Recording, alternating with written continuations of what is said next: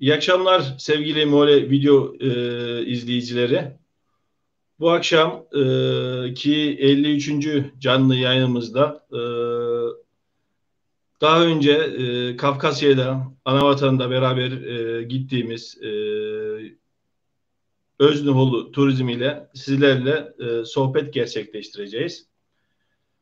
E, Belki Mole videoyu ilk defa izleyenler vardır e, diyerek kanalım hakkında çok kısa bir bilgi vermek istiyorum. Mole Video 8-9 yıl önce YouTube sayfasında arşivsel videolar paylaşarak yayın hayatına başlayan bir kişisel kanal olup pandemi sürecinde canlı yayınlara da yer veren ve şu anda izleyeceğiniz yayınla birlikte 53. canlı yayını yapan bir YouTube kanalı olup e, ağırlıklı olarak veyahut da tamamen olarak içerisinde bulunduğum toplum olan Çerkez toplumu üzerine ve Çerkez kültürüyle ilgili, organizasyonlarıyla ilgili yayın yapan bir kanal.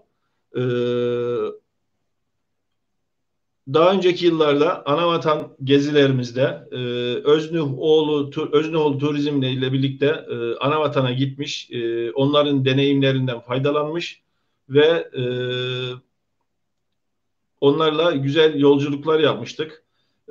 Herkesin malum olduğu üzere yaklaşık 2,5-3 aydır koronavirüsü, pandemiden dolayı e, hayatımızda birçok şey değişti. Evlerimizde kalmak durumunda kaldık. Sokağa çıkma yasakları veyahut da sağlığımıza dikkat etmemiz gerektiği için evlerde kendimizi sağlıklı bir şekilde bulmamız için evlerde kaldık. Evde kal dedik. Çerkezce Unemşes dedik. Fakat artık havaların ısınmasıyla birlikte hasta sayılarının azalmasıyla birlikte normalleşme süreci başlatıldı. E, Ve bu normalleşme süreci hızla ilerliyor.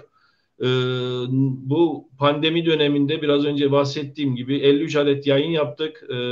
Bu yayınlarımız pandemiyle sona mı erecek? Tabii ki hayır. Pandemiden ardından e, bu virüs geçse de geçmese de inşallah geçer tabii ki.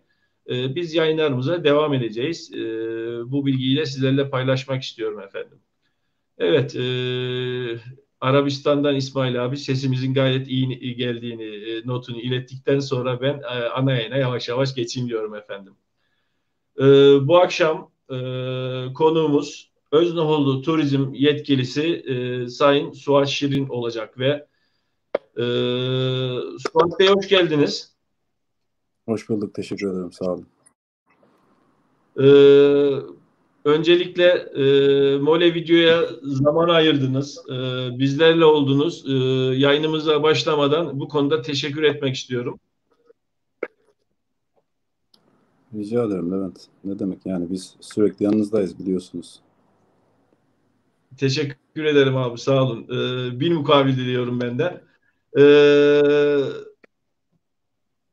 Şimdi bu akşam Suat Şirin Bey'le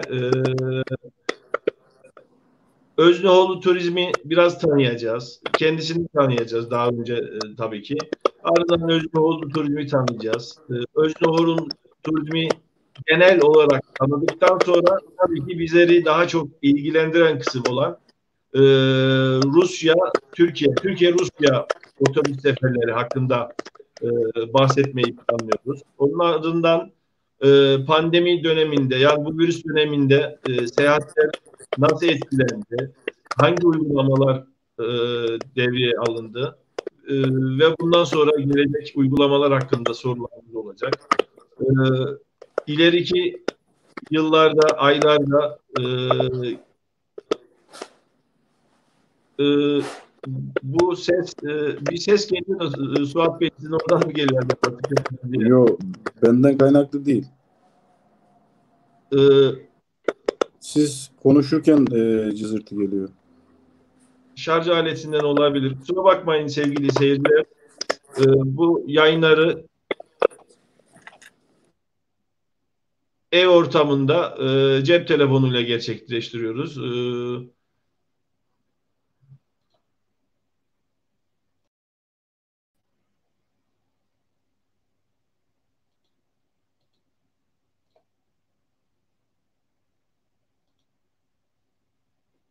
Ee, Bağlantıda bir sorun oldu zannedersem. Suat Bey'in telefonu görüntüsü şu anda gitti. Tabii canlı yayında böyle kazalarda oluyor. Sizler de Facebook sosyal medya ortamında takip etmişsinizdir sanırım. Öznoğlu Turizm'le birlikte Anavatan gezilerimiz oldu. Onlarla birlikte güzel organizasyonlara imza attığımızı e, diyebilirim.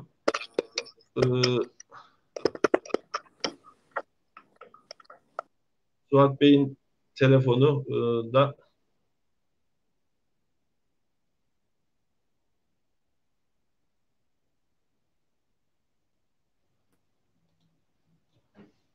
yayını ben devam edeyim bari.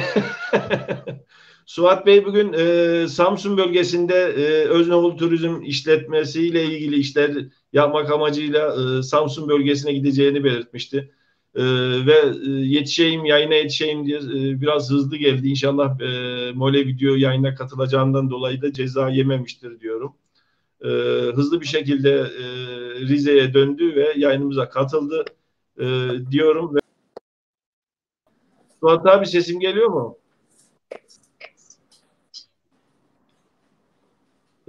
Suat Bey sesim geliyor mu acaba? Duyuyorum, ben sizi duyuyorum. Tamam. Tekrar hoş geldin. Bugün işlerin arasında, bu koşturmacanın arasında bize de zaman ayırdın. Teşekkür ediyorum tekrar Suat Bey. Zannedersem Samsun tarafına gittiniz bugün. Havalar nasıl? Karadeniz'de havalar nasıl? Yağış var mı? Var mı? Dünya nasıl? Yok, Rize'de, Samsun'da, Karadeniz bölgemizde. Karadeniz'i biliyorsunuz. Karadeniz'de haftanın 2 günü yağmur yağar. Biri 4 gün sürür, biri 3 gün sürür. Yani ondan dolayı bizim yağmurla ilgili bir sıkıntımız yok. Havalar güzel. Bugün iyiydi. Yaz havası vardı. Bugün bir yoğun bir tempo içerisindeydik. İşte bir Samsun, Karadeniz sahilinde bir şubelerle ilgili bir çalışmalarımız vardı. İşte onların peşindeydik. Öyle biraz alelacele yayına yetişelim diye koşturmaca geldik. Evet, hoş geldiniz tekrar. Teşekkür ederim. Suat Bey, öncelikle sizi bir tanıyalım. Ardından Öznoğlu Turizm'i de bize tanıtırsanız sevinirim. Bu arada sevgili izleyiciler, şu an yayından klavye sesi gibi bir ses geliyor da bu size de yansıyan bir ses mi? Lütfen beni bu konuda uyarırsanız sevinirim efendim. Not kısmına yazarsanız sevinirim. Buyurun Suat Bey, söz sizde. Levent, bildiğiniz gibi yurt dışı ağırlıklı çalışan bir firmayız. Özellikle Kafkasya bölgesinde ciddi anlamda yatırımlarımız var. Ciddi anlamda seferlerimiz var. Bunlar işte Azerbaycan, bildiğiniz gibi Gürcistan, Rusya hattına aktif olarak çalışmaktayız. Bununla ilgili yolcu ve yük taşımacılığı yapıyoruz ama ağırlıkta yolcu taşımacılığı var. Bunun yanında tabii ufak çaplı kargo taşımacılığımız da var. Parsiyel olarak da kargo taşımacılığı yapıyoruz. Avrupa hattında işte Romanya, Bulgaristan hattımız var. Haziran 15'te bir Almanya hattımız açılacak. Haziran 15'te Kapıkule'den hazırlıklarımızı tamamladık. Kapıkule'den izin çıkarsa Almanya hattında nasip olursa açacağız. Diğer tarafta İran hattımız var. Bildiğiniz üzere İran, Tahran ve Tebriz şehirlerinde yazanlarımız var. İstanbul'dan Tahran ve Tebriz'e taşımacılık yapıyorduk. Bu pandemiden önce Ankara'dan da yani Ankara kalkıştı. Tahran ve Tebriz seferlerini düzenlemiştik. Maalesef malum bilindiği üzere pandemiden dolayı da bu seferleri ara vermek zorunda kaldık. Evet. Suat Bey, Öznoğlu Turizm hangi yıl kuruldu acaba? Onu belirtmediniz. Firmamızın kuruluşu eski. 1996 senesinde, daha doğrusu 1995'in 10. ayında, 96'nın ilk yıllarında kuruldu. İlk olarak işte bu Türkiye içerisinde Trabzon, Karadeniz'den yani Trabzon, Rize'den İstanbul, Ankara, İstanbul yolcu taşımacılığı yapıyordu. Daha sonra Azerbaycan hattı başladı. Derken işte biz de yeni nesil olarak Mustafa Bey'le dediğim gibi az önce bahsettiğim yurt dışına işte Gürcistan, Almanya veya Kafkasya diyelim Avrupa'ya açıldık. Bu taraflara ciddi anlamda yatırımlarımız var. Ciddi anlamda seferler düzenlemekteyiz. Ee, evet. Ee, sevgili seyircilerimiz, Özneoğlu Turizm'e sormak istediğiniz, Suat Bey'e sormak istediğiniz sorular varsa canlı sohbet kısmından yazarsanız yayın bitimine doğru bu soruları kendisine iletir ve cevaplarını da alabiliriz. E, Suat Bey bahsettiniz ama Özneoğlu Turizm iç hatlarda da hizmet soran bir turizm firmamız değil mi? Levent Bey, şimdi iç hatlar bizim için ikinci plandaydı. E, işte 2 sene öncesine kadar iç hatlarda pek düşünmüyorduk açıkçası. Fakat gelen talepler doğrultusunda yeni yatırımlar, yeni istikametler çizdik kendimize. Bununla ilgili de bu sene bayağı bir atılımlar yaptık. Geçen seneden gelen diyelim. İşte İzmir, Hopa İzmir, Hopa Kuşadası, Denizli Aydın Nazilli üzeri Kuşadası, işte Hopa İstanbul, Hopa Ankara seferlerimiz halen aktif olarak devam etmekte. Ee, bunun yanı sıra sizin de belirttiğiniz gibi eksiğim kalırsa lütfen uyarınız. Ee, daha önce İran seferleriniz vardı. Bu zannedersem her hafta veyahut da her ay devamlı değil de bazı zamanlarda devam eden bir seferdi Yok, bildiğim kadarıyla. yok, yok, hayır. İran seferlerimiz aktif olarak İstanbul'dan her gün İstanbul-Tahran seferlerimiz her gün devam ediyordu. Her İstanbul-Tahran her gün. gün devam ediyordu. Evet, her gün devam ediyordu. Münferit gruplar çıktığında işte turizmle ilgili otobüs kiralama işte yaptığımız için biliyorsunuz. Onunla ilgili talep çıktığında haftada bir iki kez otobüs kiralama şeklinde de araç gönderiyorduk. Ama İstanbul-Tahran her gün aktif olarak devam ediyordu pandemiye kadar. Ee, tabii ki siz de belirttiniz. Gene her gün olmak üzere Tiflis, Azerbaycan seferleriniz devam ediyordu Evet. diyelim. Aynen öyle. Yani pandemiye kadar Gürcistan hattıyla ilgili her gün kısa mesafe olarak Trabzon, Batum, uzun mesafe olarak da Alanya, Antalya kalkıştı. Tiflis seferlerimiz her gün karşılıklı olarak devam etmekteydi. Anladım. Sizin de bahsettiğiniz gibi iç hatlardan ziyade dış hatlara hizmet veren bir firmamız. Ee, peki Suat Bey, yurt içerisinde ve yurt dışında olmak üzere şubeleriniz, ofisleriniz nerelerde var acaba? Gerek yurt içinde gerek yurt dışında acaba? Şimdi Levent Bey, Türkiye içerisinde 52 adet şubemiz var. Muhtelif il ve ilçelerde 52 adet şubemiz var. Yurt dışında da az önce de bahsetmiştim size. Rusya Federasyonu'nda Çeçenistan Grozny'de var. Vladikavkaz'da var. Osetya'da diyelim. E, Nalçık'ta var. Pitigorski'de var. Salski var. Rostov var. O istikamette. Diğer tarafta Dağıstan'da Maaşkale'de aktif olarak çalıştığımız zaten orada partner firmamız da var. Maaşkale'de konuştu. Bir partner firmamız da var. Ofisimiz de var orada. Yani Rusya Federasyonu'nda. İran'da daha önce belirtmiş olduğum gibi İran'da da Tahran, Tebriz ve Bezirgan'da var. Evet. Romanya'da Bükreş'te var. Ararat'ta var. Almanya nasip kısmet olursa Frankfurt, Münih ve Dortmund'da irtibatları kurduk. Organizeyi sağladık. 15 Haziran'da hani aksi bir durum olmazsa biz şimdi pandemiden dolayı biliyorsunuz dünya askıya aldı kendini.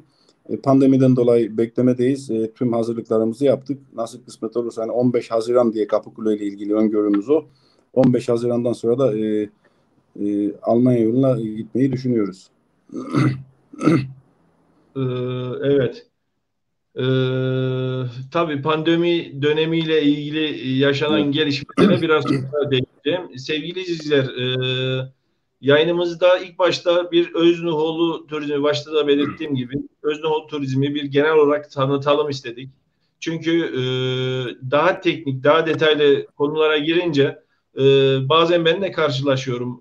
Firma sanki yeni kurulmuş bir firma veyahut da bir iki otobüste hizmet sunan e, Kayseri Pınarbaşı arasında hizmet sunan firma mı acaba gibi sorularla da karşılaşıyoruz ve bildiğim kadarıyla ben de cevapları veriyordum. Fakat biraz önce bahsettiğim gibi önce bir Özneoğlu Turizm'i daha detaylı tanıdıktan sonra son gelişmelere değineceğiz ve tabii ki asıl konumuz olan Kafkasya kısmından bahsedeceğiz. Peki Suat Bey, daha önce ben de karşılaşmıştım. Sizlerle seyahat etmek isteyenler olur ise internetten bilet temin edebiliyorlar mı? Tabii ki ofislerden birebir alma temin etme imkanları var ama internette de var mısınız? Tabii ki.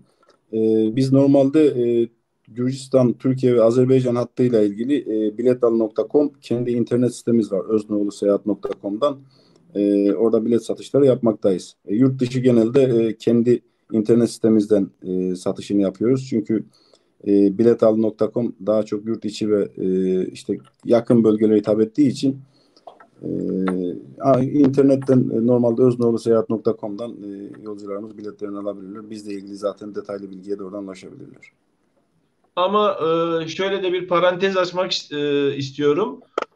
Tabii ki bizlerle daha ilgili olduğu için Kafkasya'ya yapmış olduğunuz seferlerde zannedersem direkt ofislere arayıp iletişim kurmaları gerekiyor. İnternette Kafkasya kısmı açılmadı zannedersem. Şimdi internetin Kafkasya kısmını biz bilerek açmadık. Neden açmadık? Şimdi bizim İstanbul ve Bursa kalkışlı biliyorsunuz araçlarımız oluyordu. İstanbul kalkışlı normalde Aksaray'dan, fakat yanlış bir algı oluyor. Hani normalde İstanbul'dan bilet alan yolcu direkt Esenler Otogarı'ndan araç kalkıyor gibi bir izlenim edindikleri için biz sadece bununla ilgili 850 bizim kurumsal numaramız var. Veya işte ofis telefonlarından ulaşabiliyorlar. Yani bundan dolayı Aksaray'a değil de Esenler Otogarı'na yolcu gidip de mağduriyet yaşamasın diye biz Rusya ile ilgili internet biletlerini direktmen kendi ofislerimizden satışlarını yapıyoruz. Yani internet biletini açmamıştık. Bu seneye kadar artık pandemiden sonra onunla ilgili de bir çalışmamız var. O da gündemimizde. İnşallah hayırlısı diyelim.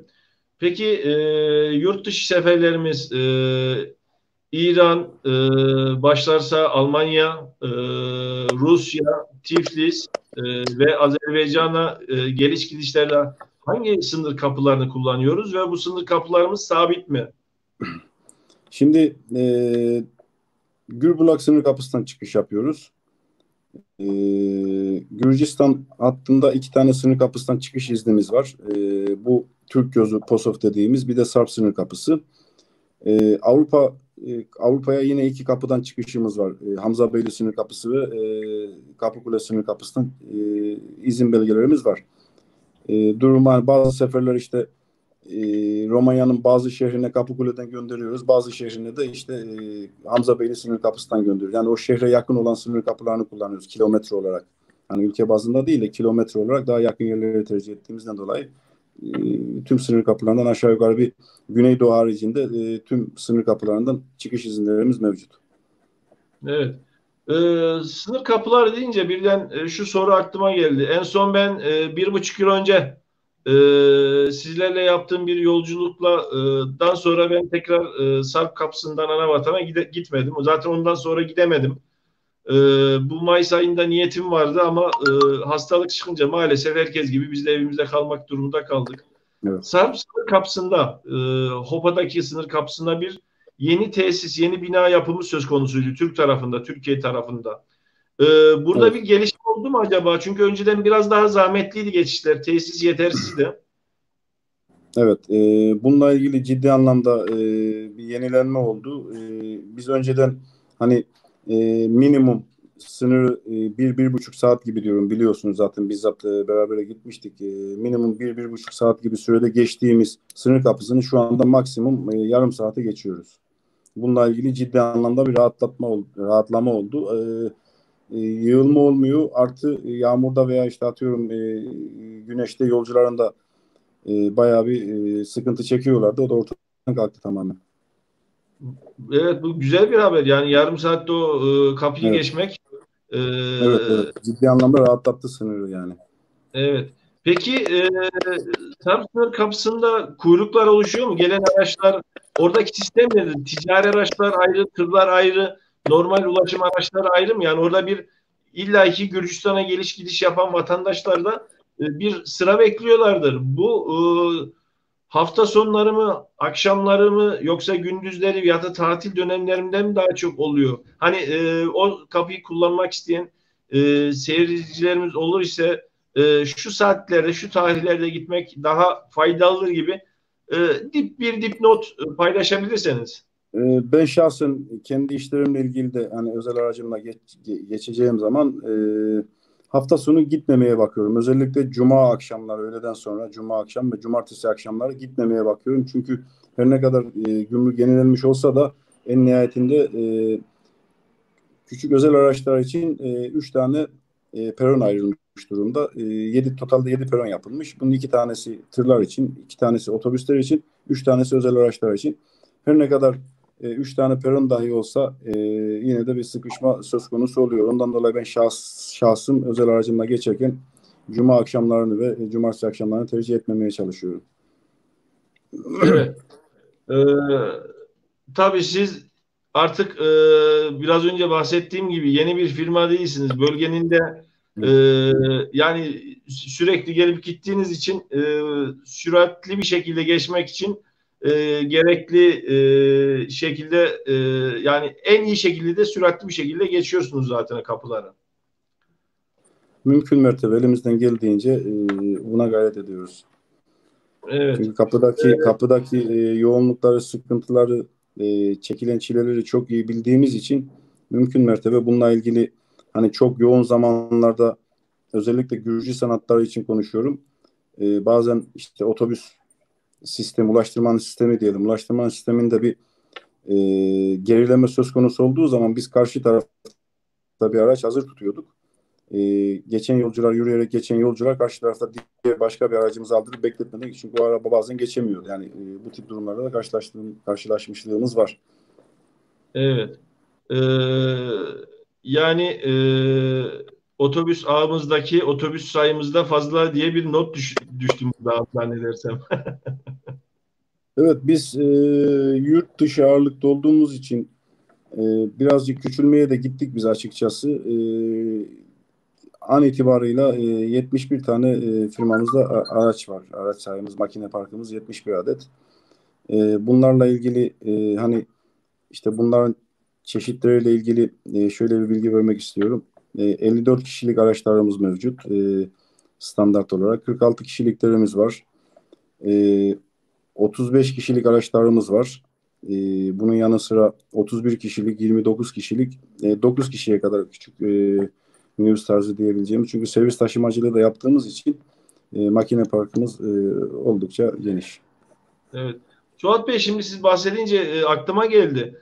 E, bu yarım otobüs şeklindeki araçlarla da İstanbul şehirleri de servis hizmeti sunuyor Özneoğlu Turizm.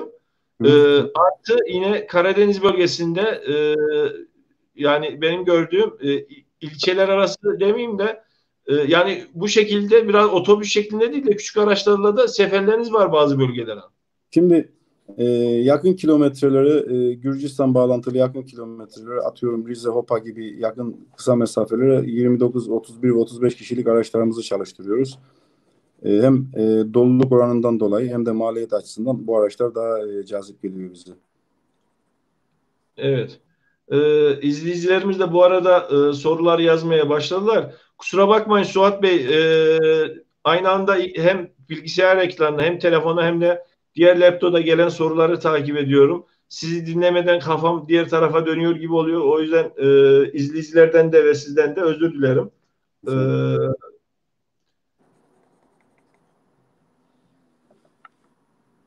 Ee, Suat Bey, peki yurt içinde ki seferleriniz yazın gördük daha çok Antalya bölgesinden Evet. Tiflis'e kadar, Azerbaycan'a kadar Hı. seferleriniz vardı. E, bu seferleri sadece yurt dışına gitmek isteyenler mi kullanmak durumunda, veyahut da misal Antalya'dan Trabzon'a giden kişi de kullanabiliyor mu? Öyle bir kısıtlayıcı kanun var mı? Yok. Şimdi bununla ilgili zaten biz az önce de belirtmiş olduğum gibi Türkiye genelinde 52 adet şubemiz var. Atıyorum bir noktadan bir noktaya veya örnek vermek gerekirse İşte Manavgat'tan adam Trabzon'a gidecek veya işte Trabzon'dan atıyorum Isparta'ya gidecek. Bu şekilde yolculuk da yapabiliyorlar. İnternet sitemizden veya biletal.com'dan veya yazıhanelerimizden biletlerini alıp rahatça seyahatlerini yapabiliyorlar. Yani bu Evet. sadece yurt dışına özgü değil. Evet. Tabii ki gerek yurt içinde olsun, yurt dışında da olsun mola verdiğiniz tesisler var. Diğer turizm seyahat firmalarının olduğu gibi. Hı hı, hı. Ee, Daha önce kusura bakmayın hani yurt içi o bazında bir seyahat yapmadığım için e, mesela Antalya'ya giderken ve Akdeniz tarafına giderken misal Afyon tarafında bütün firmalar mola verir. İstanbul'a Evet. giderken Düzce bölgesinde bu şekilde mola noktaları çok. Sizler de bu tip mola noktalarını mı kullanıyorsunuz yoksa biraz daha tenha kendinizin anlaşmalı olduğu şekilde Yok. bir Yok. Biz bu mola konularında kesinlikle yolcularımızın e, talepleri doğrultusunda rahat edebilecekleri bir yerleri tesisleri tercih etmek durumundayız. Keza bununla ilgili de zaten standart Türkiye'de bu tesislerle ilgili belli bir standartlar var. Bu standartın altına düşemeyiz. Düşmüyoruz da düşmemeye de çalışıyoruz. evet.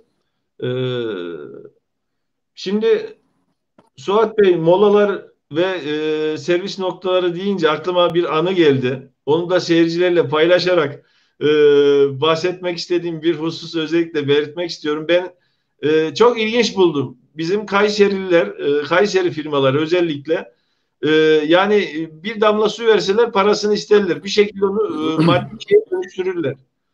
Biz karşılıksız bir şeye alışmadık öyle diyeyim toplum olarak.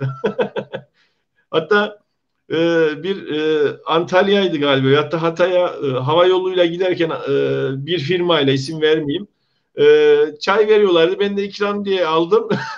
Sonra ücreti deyince rengim attı. Ücret de iyiydi. Şimdi biz böyle durumları gördüğümüz için Oğuz Demir arkadaşımızla birlikte buradan kendisine selam yolluyorum. Aslında onun da yayına alıp bir selam e, yayına katılmasını istiyordum. Onun da tecrübelerinden bahsetmesini istiyordum Anavatan gezilerinden ama iş yoğunluğundan dolayı şu an bu yayına katılamadı. Selamı var bu arada. 2014 yılında Çerkez sürgününün 150 yılında biz Oğuz Demir arkadaşımızla birlikte Anavatan'a gitmiştik. Zaten ondan yaklaşık birkaç önce siz Kafkasya seferlerine başlamışsınız ve sizle yaptığımız ilk yolculuk oydu. Ankara Kayaş'tan başlayan bir yolculuğumuz olmuştu. Güzel de bir yolculuktu ama Kemal Paşa'daydı zannedersem Ecevit Bey'in eski ilk yeri. Tam ilçe merkezindeydi. Hı, E, evet. Sevgili izleyiciler Kemal Paşa'ya gelmeden önce otobüste küçük bir fiş dağıttılar. Kahvaltı fişi dediler. Şimdi yukarıda Allah onu aldığımda dedim fişle bizi kandıracaklar. İçeri gireceğiz yine e, bir dilim ekmek verecekler ama onun yanında bir şey almak zorunda kalacağız ve tesisler pahalı. Fiyatlar yüksek. Buradan da e, yani bu sorunda izleyen yetkililer varsa onu da dile getirmek istiyorum. Cidden yol üstündeki tesisler e, astronomik fiyatlarla. Kendi kendime dedim bunlar fişle bizi kandırıp satış yapacaklar. Görüyor musun sen uyanıkları demiştim. Daha sonra temkinli bir şekilde içeri girdik. İnsanlar ellerinde tepsilerle kahvaltı alıyordu. Yumurta vardı, peynir vardı, küçük bal vardı, tereyağı vardı, yine başka bir peynir vardı. Yani 30 çeşit kahvaltı değildi tabii ki de ama gayet doyurucu güzel bir kahvaltıydı. Biz de şöyle kabın uzaktan bakıyoruz şöyle Allah Allah bunlar alıyor oturuyor dedik. Hadi Oğuz biz de bir gidelim dedik şöyle. Tepsiyi aldık. Fişimizi verdik oturduk. Ücretsiz bir şekilde kahvaltımızı yaptık. Bu benim çok ilgincime gitmişti. Herhalde dedim Suat abi bunu bizler için veyahut da bu sefer için başlangıç seferi için özel bir şey yaptı dedim ben. Bu servis kahvaltı servisini ben daha sonraki gezilerde de gördüm. Vardı bu şekilde. Bu uygulamamız devam ediyor mu? Bundan bahseder misiniz acaba? Şimdi bununla ilgili biz yıllardır devam eden bu uygulama. Yani pandemiye kadar da biz bununla ilgili aynı şekilde bu uygulamaya devam ediyorduk. Fakat pandemiden sonra biliyorsunuz şu anda araçlarda kapalı su haricinde en ufak çay kahve dahi dağıtamıyoruz. Ama pandemi sonrası hayırlısıyla şu süreci atlatırsak yine aynı şekilde uygulamalarımız devam edecek. Bu testlerimiz Kemalpaşa'da mıydı acaba? Şimdi aracın gideceği güzergaha göre değişiyor. Hani yurt dışından gelen araçlar için konuşalım veya Sarp sınır kapısından gelen araçlar için diyelim. Kemalpaşa'da uğruyoruz. Biliyorsunuz Ecevit Tosuroğlu iş ortağımızdır. Selam olsun kendisine de. Çavuşlu var. Görele Çavuşlu'da tesis var. Çavuş, Orada evet. kullandığımız. Evet. Samsun'da var. Ankara istikameti için konuşuyorum. Sungurlu'da var. Çorum Sungurlu'da var. Bir de Afyon Sandıklı'da var. Antalya'ya giden araçlarımızın kullandığı. İzmir'e giden araçlarımız da Sivrihisar'da. Eskişehir Sivrihisar'dan mola verip oradan İzmir'e devam ediyorlar. Evet. Bu bilgiyi dediğim gibi ben ilginç bulmuştum bu olayı ve bunu ben izleyicilerimize paylaşmak istedim. Firma sabah kahvaltısını bu şekilde ücretsiz olarak konuklarına ikram ediyor efendim. Evet. Özneoğlu Turizm'den başka firmalar bunu yapıyor mu bilemiyorum. Ama işiniz gücünüz rast gelsin diyorum abi. Güzel bir uygulama. Teşekkür ediyorum. Sağ olun. Peki otobüslerimiz 2+1 mi yoksa 2+2 şeklinde mi? Yurt dışı seferleri benim dikkatimi çekiyor. Genelde 2+2 koltuklar, yani pandemi öncesinde 2+2 koltuklar, koltuklu otobüsler tercih ediliyordu özellikle. Çünkü Evet. bana soruyorlardı. Levent, otobüsler 2+1 mi? Bu şekilde gidebilir miyiz, gelebilir miyiz? Ama böyle bir yani böyle bir şey izlenimim var. Bu yurt dışı servislerinde 2+2 mi daha çok kullanılıyor? Kullanılıyorsa sebebi ne olabilir? Şimdi Levent Bey şöyle izah edeyim bu konuyu. Normalde otobüs olarak hani içindeki koltuk düzenine bakılmaksızın 2+1 ve 2+2'nin maliyeti aynı. Hani bir yola A noktasından B noktasına gidiş geliş maliyeti aynı. Şimdi yurt Evet. dışı haliyle uzun ve meşakkatli ve bir o kadar da maliyetli bir yol olduğu için normalde 2+2 koltukları tercih ediyoruz. Hatırlarsanız Rusya'ya biz 2+1 koltuk ve VIP koltuklu araçla başlamıştık. Özellikle de o aracı Rusya için almıştık biz. Fakat dediğim gibi hani doluluk oranı artıyor muydu? Evet, Rusya'da pek ilk başladığımız dönemlerde biliyorsunuz istediğimiz verimi alamadık.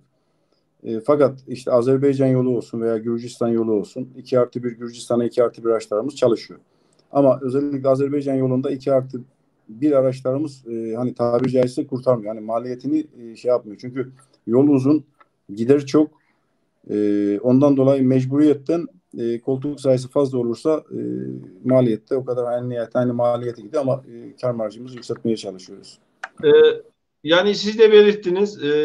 Tabii ki bu ben seyahat acentesi veyahut da otobüs işletmelerinde yıllarca çalışmış biri değilim fakat illaki bizler de otobüs seferlerinde kullanmak durumundaydık Kayseri'ye gelip giderken veyahut da başka illere. Benim izlenimim şu ve bu şekilde değerlendiriyorum. Yurt içindeki misal Ankara, İstanbul veyahut da Ankara, Kayseri'ye gitmekten biraz daha meşakkatli, şartları biraz daha değişik. O yüzden aynı şekilde aynı kulvara koyup aynı şekilde değerlendirmemek gerekir diye düşünüyorum açıkçası ben. Kesinlikle öyle. Kesinlikle öyle. Hani şimdi Türkiye içerisindeki elbette ki belli bir maliyet var. Hepimiz bunun yani biz sektör olarak bunun bilincindeyiz. Ama yurt dışı işin içine girdiği zaman işin de rengi değişiyor. E, Nasıl değişiyor? İşte gümrüklerde biliyorsunuz bir takım masraflar var. Yol uzun. Hani bir tane gümrük geçmiyorsunuz. İşte Rusya için biliyorsunuz zaten. Rusya için konuşayım. Türk gümrüğünü geçiyorsunuz. Gürcistan'da bir masrafı var. Rusya topraklarında belli maliyetleri var. Ondan dolayı hani 37 kişilik işte 54 kişilik bir araca da 37 kişi koyduğunuz zaman gidiş gelişte 37 olsa da yine kurtarmıyor. Hani maliyetini kurtarmadığı için mecburiyetten biz de 2+2 koltuk araçları Evet. tercih ediyoruz. Maliyet deyince biraz sonra zaten mali durumu da soracağım. E, Suat Bey, şu ana kadar biraz önce bahsettiğim gibi Özneoğlu Turizm'den bahsettik ve şu anda izleyicilerimizin daha merak edeceği, ilgileneceği kısım olan Kafkasya, Rusya, Türkiye, Türkiye-Rusya seferlerinden bahsetmek istiyorum. Evet. Suat Bey, içinizden geldiği gibi bir cevap verebilirsiniz. Politik davranmadan burada.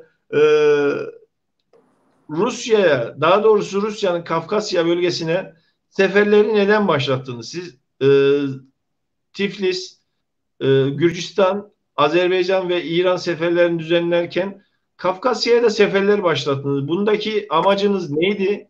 Beklentiniz neydi? Ve neyle karşılaştınız? İleriden sizce nasıl devam eder bu? Şimdi Levent Bey, bunu biz sanırım 2014 yılında bununla ilgili bir röportaj yapmıştık. Evet. Orada Mole size bir videosu kelime, evet, tamamen orada size bir kelime söylemiştim. Yine o kelimemin arkasındayım. Bizim bu coğrafyaya bir sevdamız var. Biz bu yöreyi, bu coğrafyayı seviyoruz. Biz Kaf Dağları, aşılmaz Kaf Dağları'nı aşmak, Mustafa Bey'in kulakları çınlasın. Bilmiyorum, seyrediyordur inşallah. Aşılmaz Kaf Dağları'nın ardını aşmak için biz bu yola çıktık. Bu coğrafyayı seviyoruz. Hizmet etmek istiyoruz. Ama dediğim gibi 2013'ün sonu, bu yola ilk gittiğimiz zaman ilk dönemlerde bayağı bir sıkıntı çektik. Siz bizzat şahitsiniz.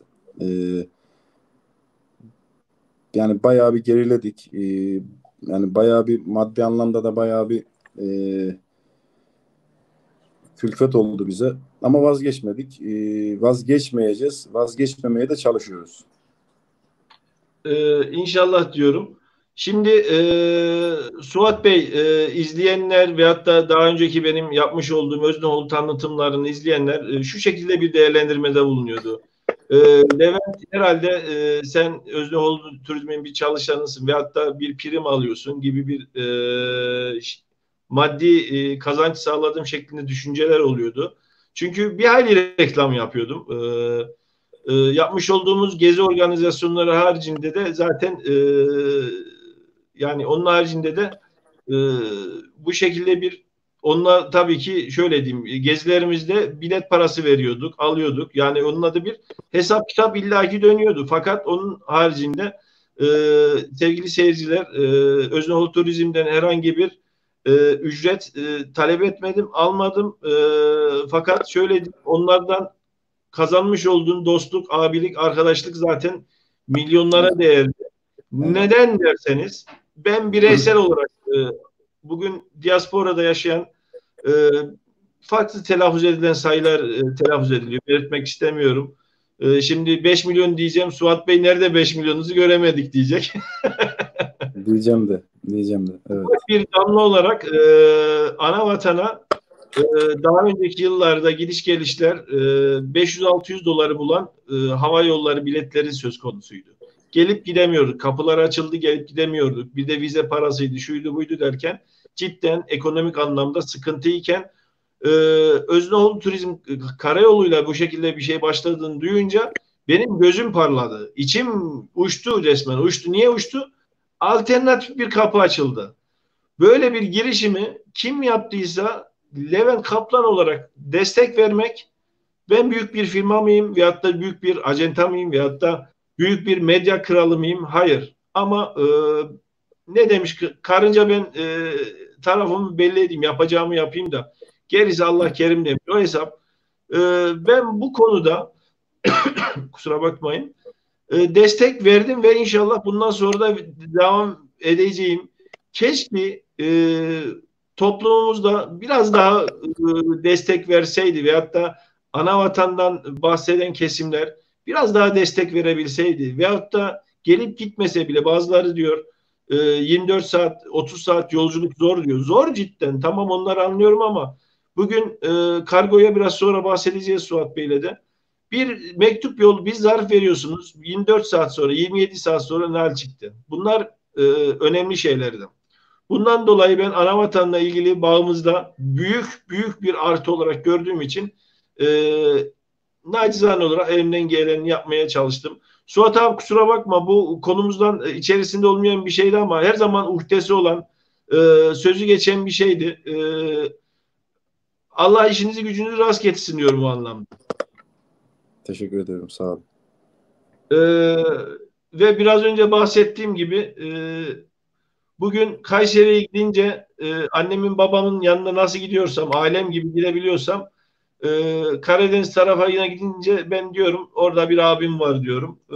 Bunu Teşekkür ederim. değiştirebilmek bile zannedersem e, özel bir durum olsa gerek diyorum. Yani seyircilerimiz Ne böyle. mutlu bize.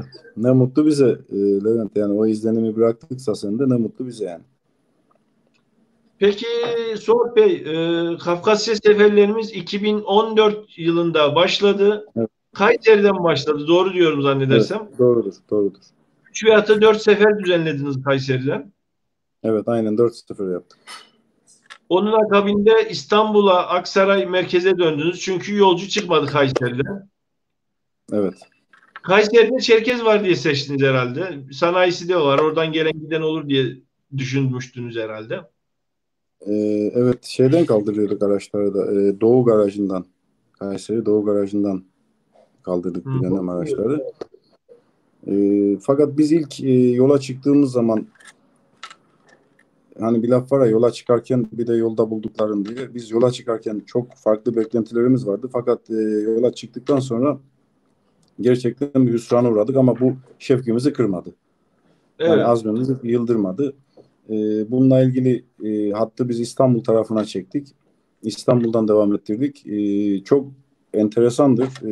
İstanbul'da da hani beklediğimiz potansiyeli yakalayabildik mi? Belki de bilmiyorum. Bizim beklentimiz mi çok yüksekti? Fakat siz de bazı şeyleri biliyorsunuz, şahitsiniz. Hani biz doluluk oranının işte aman aman %60, %50 doluluk oranı beklemedik.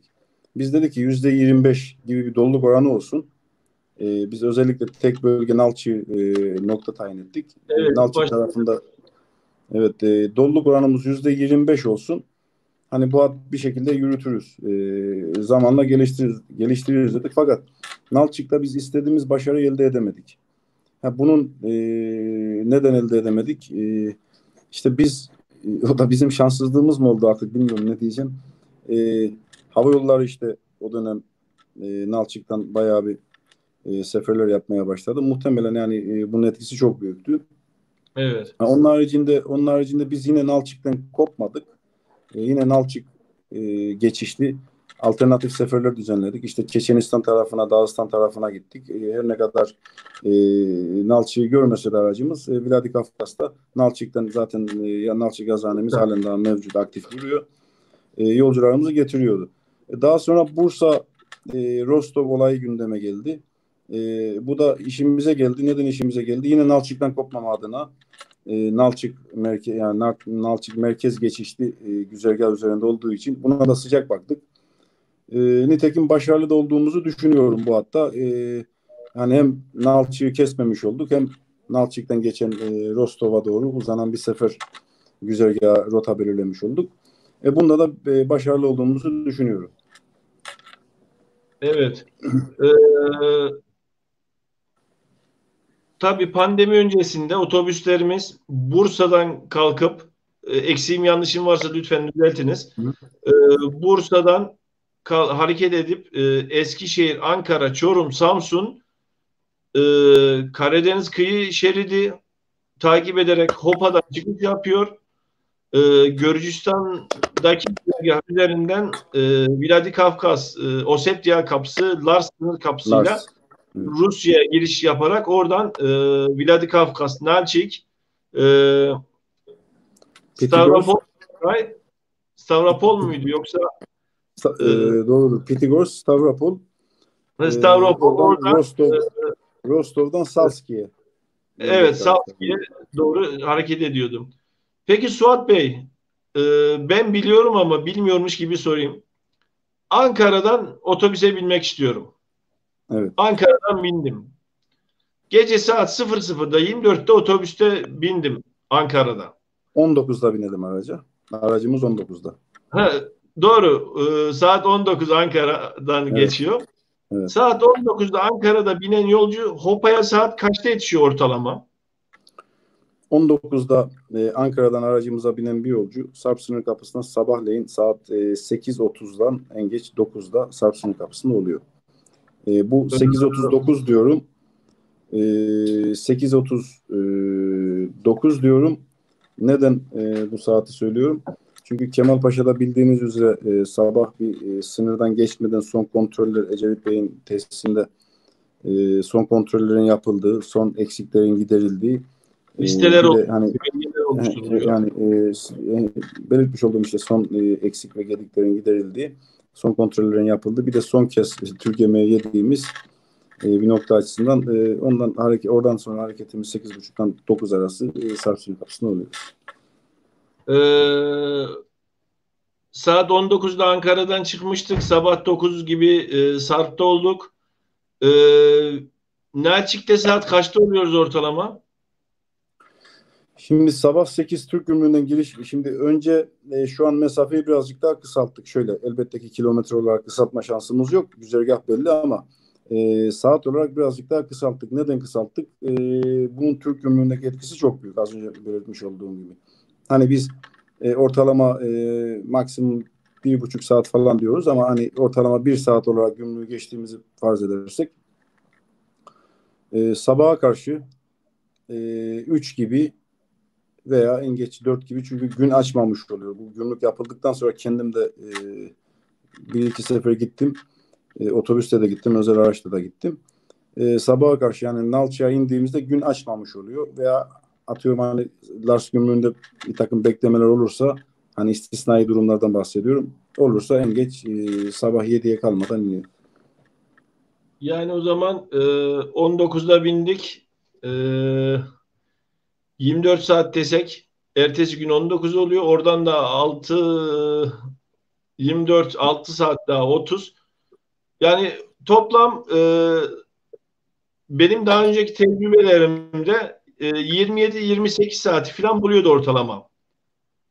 Şimdi biz normalde güzergah olarak ilk başladığımız zaman biz 28-30 saati baz almıştık.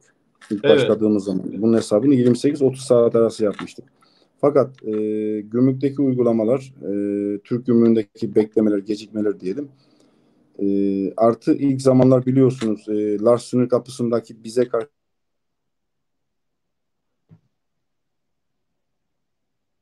E, Suat Bey sesiniz gitti. Heh, duyuyor Şimdi musunuz? Rus sınır kapısında E, dediniz orada sesiniz gitti. Sanki ben kapatmışım gibi olmasın. Rus Oradan konuşsanız. yok yok. E, Rus sınır kapısındaki bir takım zorluklar var. Bunu bizzat biliyorsunuz. Şimdi dile getirmeye gerek yok. Bizi ilgilendiren konudan bahsediyorum. Bir takım bekletmeler oluyordu. 3 saat, 5 saat falan. Hani biz bunları baz almadan biz bu yolu ilk kendi özel araçlarımızla birkaç kez gidip geldik. 28-30 saat olarak düşünüyorduk.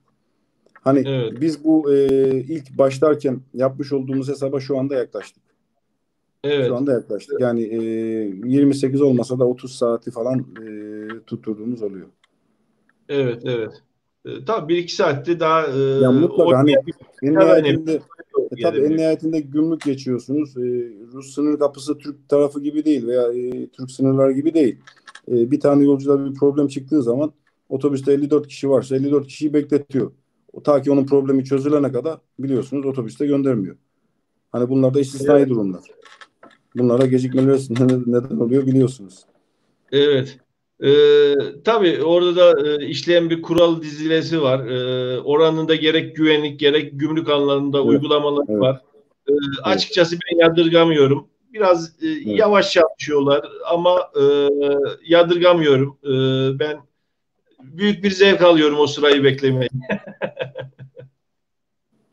evet, Evet. Suat Bey, 2015 yılında Kafkas Dernekleri Federasyonu ile birlikte Anavatan'a gittiniz. 21 Mayıs etkinliklerine Kaffed'in organizasyonuyla katılmak evet, isteyenlerle birlikte Anavatan'a gittiniz. Tabii ki bu firmanın Kafkasya seferlerinin ilk başladığı dönemlerde KAFET Kafkas Dernekleri Federasyonu Genel Merkezi'nde ziyarette bulunmuşuz. Bazı dernekleri de Evet. ziyaretlerde Evet. bulunmuşsunuz.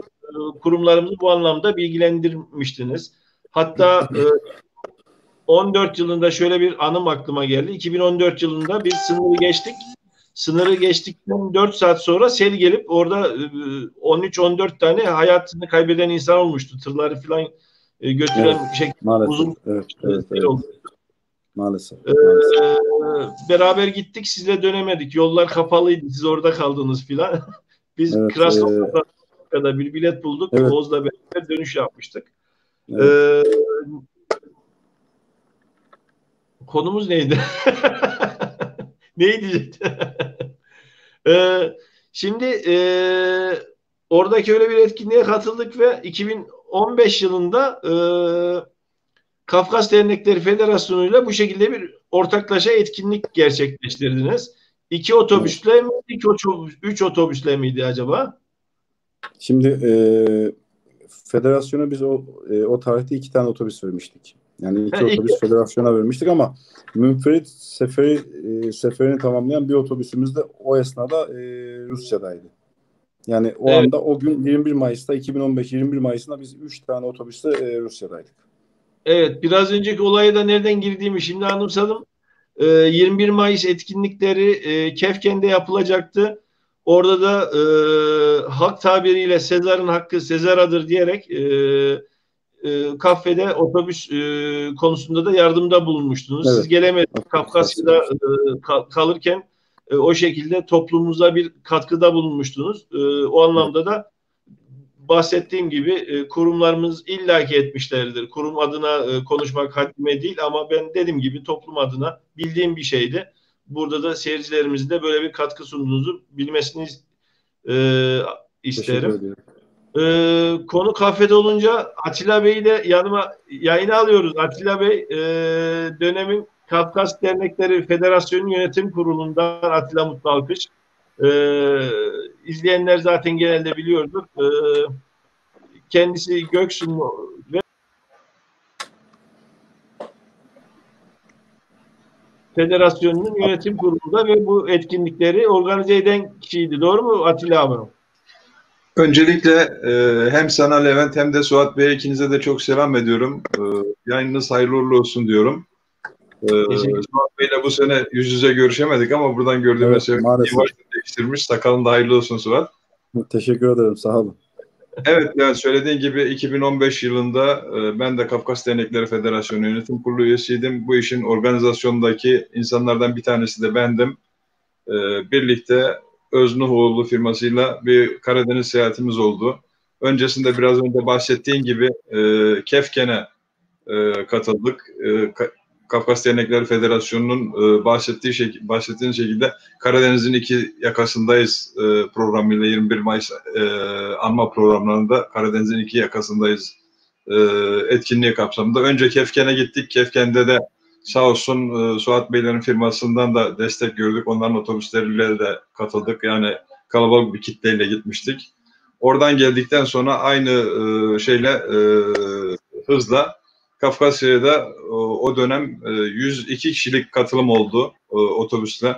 Sağ olsun iki otobüsle beraber buradan gitme imkanı oldu. İnşallah bu ilerleyen süreçlerde daha çok artar diye düşünüyorum. Fakat biz bunların reklamını iyi yapamadık, tanıtımını iyi yapamadık. Ben otobüste o Suat Bey'in bahsettiği Kafkas Dernekleri Federasyonu ziyaretinde de bulunmuştum. Çok heyecanlanmıştım. Otobüste anavatana gidebilmek bambaşka bir duyguydu. Bir de şey var, mesela uçaktan korkanlar olabiliyor. Bunlar için de farklı bir anlam teşkil ediyor ama asıl anlamı şuydu. Bizim dedelerimiz, nenelerimiz oralardan at yoluyla, atlarla, kanılarla, yayan geldikleri yollara, biz o zorlu yollara biz otobüsle bile giderken içimiz sızladı. Yani o insanların neler çektiğini gözlerimizle gördük. O kadar sarp geçitler, o kadar derin vadiler, böyle oralardan yoğun bir şekilde korku içinde heyecanla geçtik. Tabii meşakkatli bir yoldu. Yani sınırlarda epey sıkıntılar yaşadık. Ama sağ olsun Öznuhoğlu'nun o dönemki yetkilileri, yanımızda bulunan arkadaşlar bayağı tecrübeliydi. Bunu seyahat esnasında fark ediyorsunuz zaten. Özellikle mesela Gürcistan'dan geçerken zannedersin kendi evlerinde geziyorlar gibi, o kadar güzel öğrenmişler o tarafları. Rusya'ya geçtikten sonra da aynı şekilde tecrübeleriyle, en azından ben çok nakliyecilik yaptım, otobüsçülük yaptık zamanında, bu işlerden de anlarım. Otobüsçü olarak hiç görmedim. Bir arkadaş gibi yanımızda bulundular her zaman. Bütün firma yetkilileri, yani kaptanlarından işte görevli arkadaşlarımıza kadar tamamı, bütün hepimize çok güzel yakınlık gösterdiler. Hatta otobüsler sağa sola takıldı, bazen sıkıntılar yaşandı, şu oldu. En ufak bir yüzlerini bile ekşitmediler. Yani bu güzel bir olay. Çok teşekkür ediyorum bu yüzden gösterdikleri duyarlılık için. 2018'de Suat Bey'le beraber gitme şansımız oldu. Mustafa Bey de vardı yanımızda beraber. Evet. Sağ olsunlar. Çok güzel günlerimiz geçti orada. Yani güzel bir firma, güzel hizmetleri var. Ama biz bunu yeterince kamuoyuna duyuramadığımıza inanıyorum ben halen. Buradan atlayıp otobüsle, özellikle dil bilen bütün Çerkezlilerin rahatlıkla anavatana gidip, hiçbir rehber olmaksızın rahatlıkla gidip gezip dönebileceklerini bilmeleri gerekiyor. Bu otobüsler de her gün yani sürekli düzenli seferler organize ediyor. Maddi açıdan yoğun bir külfet getirmiyor. Biz mesela Kafkas Dernekleri Federasyonu olarak $500 kişilere konaklama, seyahat, gidiş geliş, vize ücretleri dahil götürüp getirmiştik insanlarımızı. Bilmiyorum şu anki ücretler nasıl çıkıyor ama bu sene bu virüs musibeti nedeniyle katılamadık. Bu sene de programlanmıştı aslında.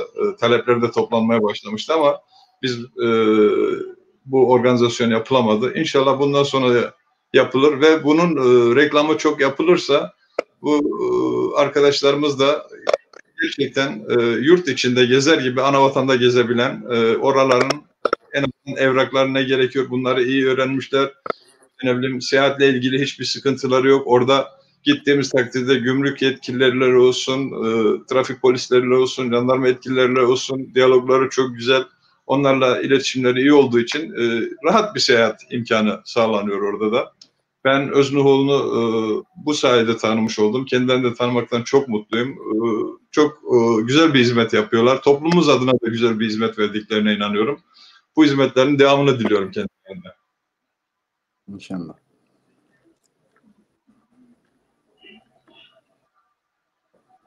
Bu arada Anavatan'dan görüntülerimiz geliyor ekrana. Ben çok duygulanıyorum. Hatta öyle bir hale geldi ki artık burada iş yerimde terminalin yakınında ara sıra geçerken Öznoğlu'nu gördükçe kendime birdenbire Kafkasya'daymışım gibi hissediyorum. O kadar özdeşleşmiş ki Öznoğlu'yla Kafkasya benim kafamda. Teşekkür ederim. Neydi? Kafkasya'nın bir, yani Kabardey-Balkar'ın veya işte Hadiye Cumhuriyeti'nin veya işte Karaçay Çelkesi'nin bir firması gibi düşünüyorum. O kadar kendimi bu şekilde yakın görüyorum kendilerini. Teşekkür ederim. Çok sağ olun. Atilla Bey. Aynı zamanda o yapılan etkinliklerden fotoğrafları da bahsettiğiniz gibi yayınlıyorum. Suat Bey, peki oradaki atmosferi siz de gördünüz. Yani bilemiyorum, daha önce böyle etkinliklere katılmış mıydınız? Yani 150 yıl geçmesine rağmen oraya her ne kadar giden kişi bence az olmasına rağmen 2-3 otobüs bir giden kişi vardı. Nasıl hissettiniz? Yani insanlar oraya 150 yıl sonra bir şey hissetmesini veyahut da oradakilerin nasıl karşıladıklarını siz birebir şahit oldunuz, gördünüz. Yani üçüncü bir taraf olarak, her ne kadar siz de Karadenizlisiniz, aynı coğrafyanın insanıyız diyebilirim ama bunu üçüncü bir taraf olarak nasıl değerlendirdiniz acaba? Bunu da merak ediyorum. Şimdi Levent Bey, bizim zaten ilk bu projeyi gündeme getirdiğimiz zaman, şirketimizin gündemini aldığımız zaman Mustafa Bey, ben, Ecevit Bey, Atilla Bey biliyor, siz de biliyorsunuz. Türkiye genelindeki Kafkas Dernek Federasyonlarını gezmekle başladık bu işe. Ya, kültürü yaşamak ve kültüre sahip çıkan insanları gördükçe bu bizi azmimizi artırdı. Yani bakıyorsun gerçekten, hani üçüncü bir kişi olarak konuşuyorum. 150 yıllık silinmemiş ve eminim yüzyıllar boyu devam edecek bir kültüre sahipsiniz. Ve çok önemli bu. 7'den 70'e bu kültüre herkes sahip çıkıyor. Zaten hani bu kültüre sahip çıktığınızdan dolayı biz de dedik ki yani böyle bir kültür var. Bu insanlar bu kültürünü burada yaşıyorlar. Biz de bir köprü olalım. Ya bunun elbette ki ticari boyutu da var. Fakat bir de sosyal boyutu var. Yani biz böyle bir köprü olalım dedik. Bu bizim azmimizi artırdı. Yani biz o sizin gözünüzdeki o ışığı görmemiş olsaydık biz bu coğrafyaya gitmezdik. Çünkü gerçekten ciddi anlamda yatırımlar yaptık. Çok yerde işte hani ciddi anlamda yatırım yaptık, döktük, toplayamadık. Ama o azmi biz gördük. Dedik ya böyle bir azim var bu insanlarda. Bu insanlar bugün gitmezlerse yarın gidecekler. Yarın gitmezlerse öbür gün gidecekler. Ama en nihayetinde gidecekler. Bu insanlar bu kültürü yaşıyorlarsa mutlaka gidecekler. Biz kendimizi tanıtalım, yolu açalım, gidelim, gelelim, bir köprü olalım. Mutlaka bu akacak dedik ve en nihayetinde de bir doğru yol üzerinde olduğumuz hala düşünüyorum. Çünkü pandemi var. Pandemiden sonra da biz seferlerimize hız kesmeden devam edeceğiz. Evet. Atilla abi yayınımıza katıldın. Teşekkür ederim. Bu şekilde İznin olursa bir anı paylaşmak istiyorum. Suat ve Mustafa ile birlikte yaşadığımız. Kafkasya'ya giderken sürekli Mustafa Bey ve Suat Bey işte Uzungöl'ü anlatıyorlar, Anzer'i anlatıyorlar. İşte şöyle güzel, böyle güzel. Ben de iddia ediyorum Kafkasya daha güzel. Fakat bir türlü anlaşamıyoruz. Gittik Kafkasya'ya. Mavi Göl var o bölgede. Sürekli ikisi de paylaşım yapıyor. Telefonda da anlatıyorlar. İşte böyle güzel, böyle güzel, böyle güzel falan. Dedim hani Anzer güzeldi, işte Uzunayla güzeldi, Uzungöl güzeldi falan. Ya burası dediler bambaşka bir yer. Burası anlatılmaz. Biz güzel diye kendimize avutuyormuşuz diye böyle bir şeyleri de oldu. Gerçekten, o yüzden kesinlikle katılıyorum. Görmesini diliyorum. İnşallah Atilla Bey nasip kısmet olursa bu seneyi pas geçtik. 2021'de inşallah bizzat 21 Mayıs etkinliklerine ben de katılmayı düşünüyorum. Bu arada sağ olsun ikisi de şeyi çok güzel öğrenmişlerdi. Seyahat boyunca Adiye Vay Vay, özellikle Mustafa'nın kulakları çınlasın. Evet, bütün Mustafa götürüp getiriyorlardı bizi. Evet Mustafa o konuda bayağı bir beceri sahibi olmuştu. Kendisine de selamlarımı iletiyorum buradan. Sağlık nedenlerinden dolayı da katılamadı. Hepinize ayrı ayrı selam var, üstüme kalmasın. Çok teşekkür ediyorum. Levent sağ olasın böyle bir program yaptığın için. İnşallah bunu izleyen insanlarımız seneye, bundan sonraki yıllarda en azından yani bugünden itibaren Kafkasya'ya otobüsle gitmeyi düşünüp bu firmayı da tercih edip bizim de gerçekleri belki de az bile söylediğimize inanacaklardır diye düşünüyorum. Teşekkür ediyorum. Çok teşekkür ederim Atilla Bey. Görüşmek üzere. Sağ olasın. İyi akşamlar. Atilla Bey yayına katıldığınız için teşekkür ederim. Anılarınızı bizle paylaştınız. Bir dahaki yayınlarda buluşmak üzere diyorum. Ev halkına da selamlar, iyi akşamlar efendim. Çok teşekkür ediyorum. Bizden de selamlar, iyi akşamlar, iyi yayınlar diliyorum. Sağ olun. İyi akşamlar.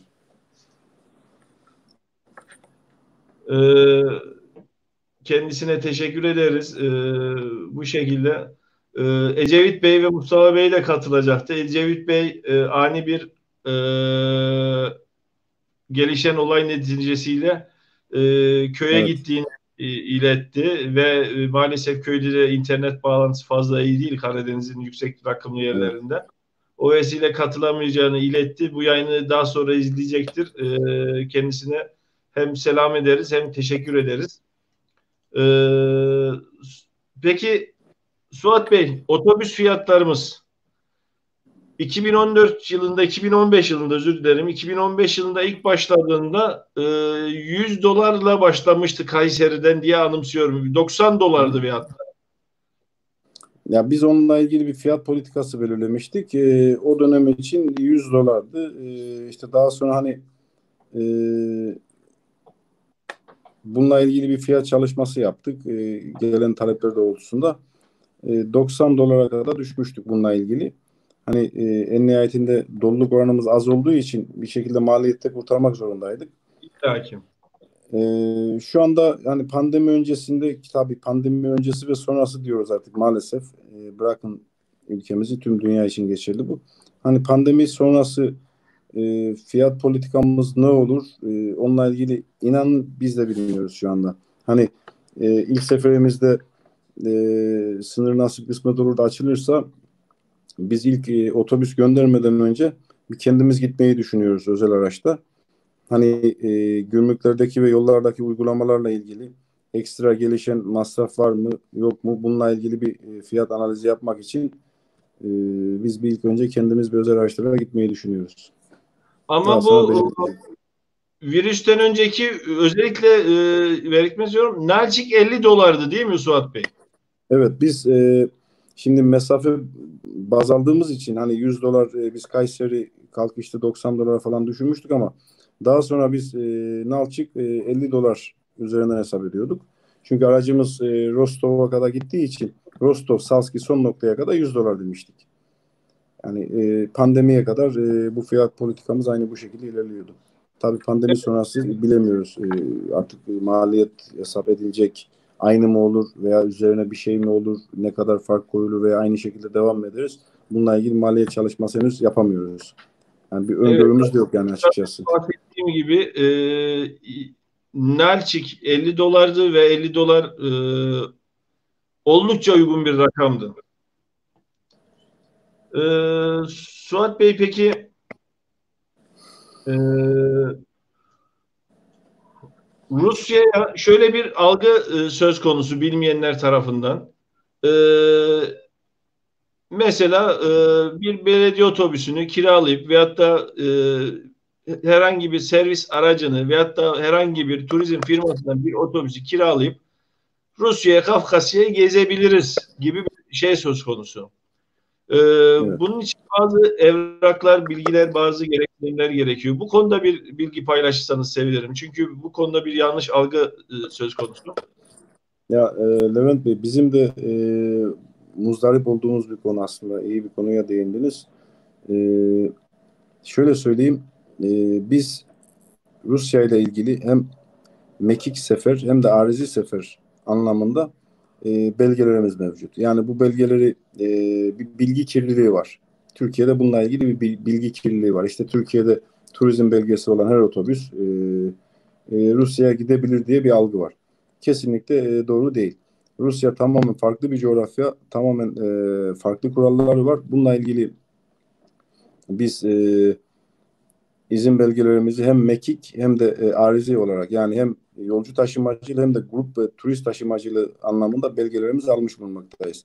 Yani öyle bir algı var. İşte Türkiye'den belgemi alıp da giderim veya turizm belgem var benim. Şimdi bugün Türkiye'de turizm belgesi turist taşıyan bir otobüs turizm belgesi olan bir takım belgeler var tabii bunların turizmle ilgili. Bu belgelere haiz olan bir araç Avrupa'ya çıkabilir. Evet çıkabilir. Belki Gürcistan'a da gidebilir. Evet gidebilir. Ama Rusya çok farklı. Çünkü Burası Rusya'nın evrakları tamamen farklı. Çünkü bir mekik sefer yapıyorsunuz artı bir de arizi sefer yapıyorsunuz. Yani bununla ilgili Rusya'nın iki farklı evrağı var. İkisi de bizim firmamızda mevcuttur. evet. Tabii ki bu evraklar kolay da alınan evraklar değil diye zannediyorum. Gerek Rusya Ulaştırma Bakanlığı nezdinde gerekse bölge cumhuriyetlerinin nezdinde biraz Tabii, tabii. emek ve gayret gerektiren şeylerdir. E, Bu anlamda da bilgi sundunuz. Peki Suat Bey, normal rutin seferlerimizin yanı sıra biraz önce örnek sunduk. Kafkas Dernekleri Federasyonu'nun etkinliğine otobüs sağladınız. Peki bu şekilde gezi yapmak isteyenler olursa özel araç kiralayarak bu tip bir gezi gerçekleştirilebiliyor, değil mi? Evet. Şimdi özel araç kiralanıyor derken yine bir bilgi kirliliği olmasın. Biz şimdi az önce belirtmiş olduğum şeye dönüp dolaşıp oraya Araç derken geleceğiz. sefer sizin araçlarınızdan bahsettim. Çünkü Evet. siz de belirttiniz. bu belgelere haiz olmayan araçların oraya girmesi söz konusu değil. Bu konuda Değil da yani daha bu kaza da yaşandı.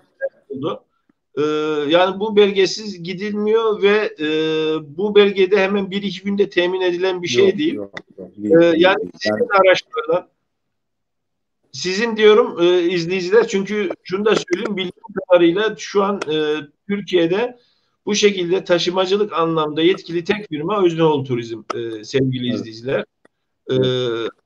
Öyle bir dipnotu da düşmekte fayda görüyorum.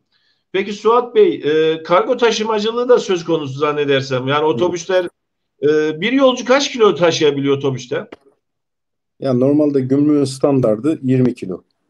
Yani gümrük bir kişiye 20 kiloya müsaade ediyor. Fakat bu 20 kilo, şimdi burada da bir bilgi kirliliği var. Onu da bir belirtmek istiyorum. 20 kilodan kasıt ticari mal olmayacak. Yani ticari eşya olmayacak. O anlamda 20 kiloya kadar müsaade ediyorlar. Ha, 20 kilo işte veya işte 5 kilo 10 kilodur. Hani küçük belki bavul ticareti muhabbetinde bir şey demiyorlar ama 20 kiloya da bunun tabii Gürcistan'da da Rusya'da da tabii kendi gümrük iç politikalar gereği belli gümrük oranlar, gümrük kanunları var diyelim. Ona göre belli bir bedel gümrüklemesini ödemek zorundalar. Yani izleyiciler, sizin şubelerinize kargo yoluyla bu kargolarını gönderip oraya ulaştırabilirler. Tabii ki seyahatler başlayınca, ulaşım başlayınca.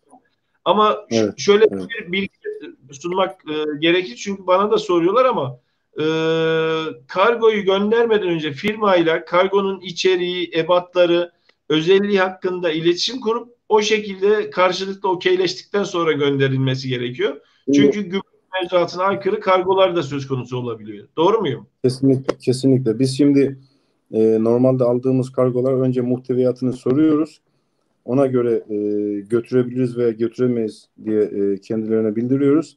Artık kargoyu biz aldığımız zaman da X-ray cihazından geçiriyoruz. Kendimiz X-ray cihazından geçirip bir nevi içerisinde e, herhangi gümrük Gürcistan gümrüğü ve Rus gümrüğü keza aynı tabii Türk gümrüğü de dahil gümrükçe sakıncalı bir şey var mı yok mu diye X-ray'lerden tarayıp da öyle araçlarımıza koyuyoruz. Tabii. Yani bir şekilde E, güvenlik önlemi de almış oluyoruz. Yani Bu sınır şekilde. kapılarında da hem rutin şeyler uygulanıyor, illa ki kontrol şart. Kutunun içinde Evet. ne var siz bakmıyorsunuz. Yani Yani yani yani. riskli bir durum aslında yani. E, peki Suat Bey, bugüne dek, yani bugüne dek derken korona 19 virüsü dünyayı etkisi altına aldığı sürece dek yapmış olduğunuz faaliyetlerden bahsettik. E, Evet. Korona 19 süreci sizde nasıl bir etki yarattı? Faaliyetleriniz nasıl etkiledi? Bu dönemi nasıl geçirdiniz? Seferler devam etti mi, durdu mu? Şimdi Levent Bey ilk konuşmaya başladığımızda da sohbete başladığımızda da belirtmiştim. Yurt dışı ağırlıklı çalışan bir firmayız. Haliyle Türk Gümrüğü'nde işte sınır kapalı, Sarp olsun, işte Kapıkule, Hamzabeyli sınırla kapalı olduğu için tamamen faaliyetimiz durdu. Fakat bunun yanı sıra biz Türkiye içi taşımacılık da yaptığımız için ama şirket faaliyetlerinin %20'si. Yani bizim şirket faaliyetlerimizin %20'si Türkiye içerisinde. Yani Türkiye içerisinde derken hani bir noktadan bir noktaya Türkiye içerisindeki şehirler arası çalışmaktaydık. Bu %20'lik faaliyeti de pandemi ilk başladığı bir hafta bir askıya aldık. Daha sonra Türkiye içerisinde gerekli izinleri aldık. HOPA'dan karşılıklı her gün İzmir ve Antalya olmak üzere Ankara bağlantılı aynı şekilde olmak üzere seferlerimizi gerçekleştirdik. Pandemi sürecinde halen daha yine aktif olarak çalışmaktayız. Seferler gerçekleşti ama zannedersem %50 doluluk oranı kaydıyla gerçekleşti. Doğru Tabii. mudur? Şimdi onun da şöyle bir prosedürü var. Onu da izah edeyim ben size. Şimdi araçlarda 1+1 uygulaması yani kapasitenin araç kapasitesinin burada da bir bilgi kirliliği var. Ondan bahsetmek istiyorum. Araç kapasitesinin %50'si. Yani atıyorum araç 40 kişilikse 20 kişi. İşte 70. 54 kişilikse 27 kişi gibi evet. %50 doluluk oranı. Artı kendi uygulamalarımızdan bahsedeyim ben. Her aracımız yola çıkmadan önce kesinlikle dezenfekte ettiriyoruz. Araçlarımız bagajda dahil olmak üzere, bu çok önemli. Bagajda dahil olmak üzere biz araçlarımızı ilaçlattırıyoruz. Evet. Aynı şekilde şoförlerimizin ateşleri ölçülüyor. Kendi tarafımızdan da ölçülüyor. Artı otogarlarca da ölçülüyor. Araçlarda kesinlikle hijyen kurallarına dikkat ediyoruz. Maskesiz ve eldivensiz özellikle personellerimiz araç içerisinde kesinlikle maskesiz ve eldivensiz olmuyor. Araç içi ikramları kaldırdık. Belirtmiştim daha önce. Sadece kapalı su ikram ediyoruz. Çünkü hijyenik olması gerekiyor. Biz daha önce biliyorsunuz seyahatlerimizde ikram çeşitliliği çoktu araçlarımızda. İşte yiyecek, içecek vesaire gibi. Bununla ilgili minimize ettik bunu da. Sadece su, kapalı bardak suları tercih ediyoruz. Dezenfektanlar var aracımızda. İşte kolonyalar var. Islak mendiller diyeyim, onlardan veriyoruz. Bu tip biz de önlemlerimizi almaya çalıştık. Tabii ki bu güzergah boyunca yer alan servis mola noktalarında da bu tip önlemler alınıyordur. Peki Suat Bey, Evet. %50 oranı kaç gün önce kaldırıldığı duyuruldu ama bu şehirler arası ulaşımda geçerli mi şu anda? Yok. Yok, orada onunla ilgili bayağı bir yanlış, yine belirtiyorum, bilgi kirliliği oldu. Bu %50 doluluk oranı sadece